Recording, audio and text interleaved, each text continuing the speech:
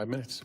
Thank you, Mr. Chairman. I want to thank all of you for being here on such an important subject, and I want to express my dismay and my discouragement at some of my colleagues who have used this as a platform, if you will, for political messages about cuts in Medicaid, et cetera. I mean, we all understand it is established this is an epidemic in this country. As a practicing pharmacist for over 30 years, I have seen firsthand, perhaps more than everyone in here collectively has seen the impact that this has had. At no time have I ever asked a patient or thought in, is this a Republican or a Democrat or an independent? It's someone who's struggling. That's all there is to it. This is a nonpartisan problem.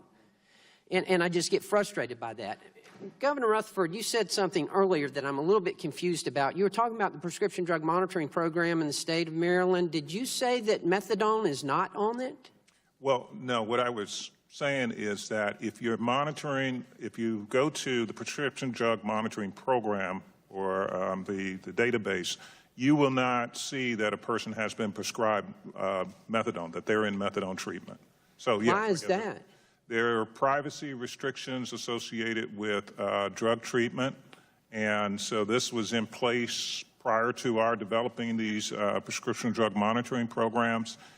There are different barriers to getting information, be it mental health information or drug treatment, and in some cases health care, that there are walls between those. Is that something we can help you with legislatively here? I think that's what we talked about, that would be very helpful, because a practitioner would not know that someone that they're prescribing an opioid already has a problem associated with opioids. Okay. When I was in the state Senate in Georgia, I sponsored legislation that created our prescription drug monitoring program, and I can tell you it has been improved since I left. In fact, July 1st of this year, just last week, or 2 weeks ago, we started 24-hour reporting. Before that, we were reporting every week. Now, we're not in real time yet, but we're getting there. We're making very good progress there. I want to know, in the prescription drug monitoring programs within your states, and Secretary Tilley, I'll tell you, I've worked closely with the Kentucky Board of Pharmacy and with the Kentucky Pharmacists Association. Very strong programs there, and I compliment you on that. But in your experiences with the prescription monitoring program, are you sharing information across state lines? We are. I think we have 7 border states, very unique in that regard. I think the only state in which we don't at this moment is Missouri. I think that to be the case. Missouri struggled. They were the last one to add it on, in the PDMP. That's right. We are working on that. And again, I'd be happy to supplement the record to confirm that answer for you, but I do believe we are sharing with 6 of those 7 states that border us. Okay. Secretary Moran, what about Virginia? What are y'all doing? You, and I think this is an area where Congress could investigate. We have 21 states.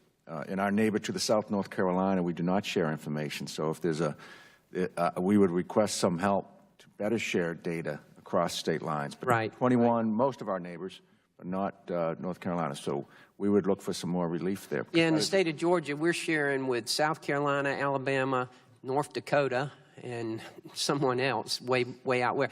I will tell you, in my over 30 years of practice of pharmacy, I never filled a prescription from North Dakota for a C2 prescription. I know you find that hard to believe, but I mean, it's useful, but anyway, it would have been more useful if I could have seen it from Florida. Being in that area in Savannah, where we're only 2 hours away, it would have been extremely useful for the state of Florida, and hopefully we can get to that point.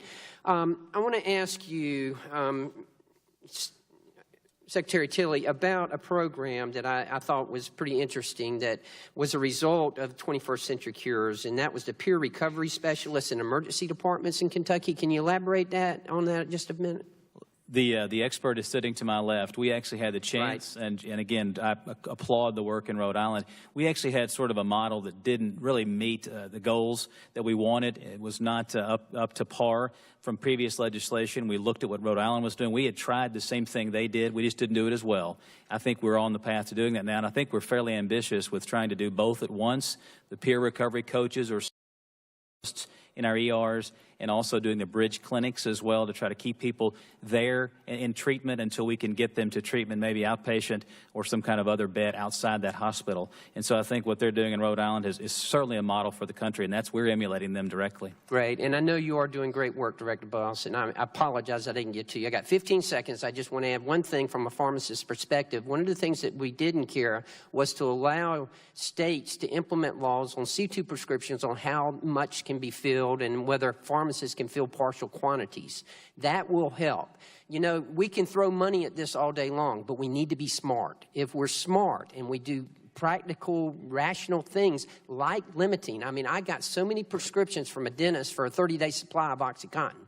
I mean, you know, they take one or two and then the rest of them are in the medicine cabinet. That is not being smart. If we can have a partial refill, if states can do that as a result of 21st century, or excuse me, as a result of CARA, that's something we need to look at implementing as well. Thank you all. My time's out and I yield back. Mr. Carter, you yield for a question. Yes, yes. When you refer to partial refill, you mean allowing the pharmacist to only give a partial fill at the onset and then the person could come back and get the rest? Is that what you're referring to? So That not is the exactly physician right. prescribing partially, but you would have that option? That is one of the options that CARA allowed us to do. I would take it even further, and I've been in talks, my office has been in talks with the DEA about allowing maybe a refill on a C2 for a 3-day supply.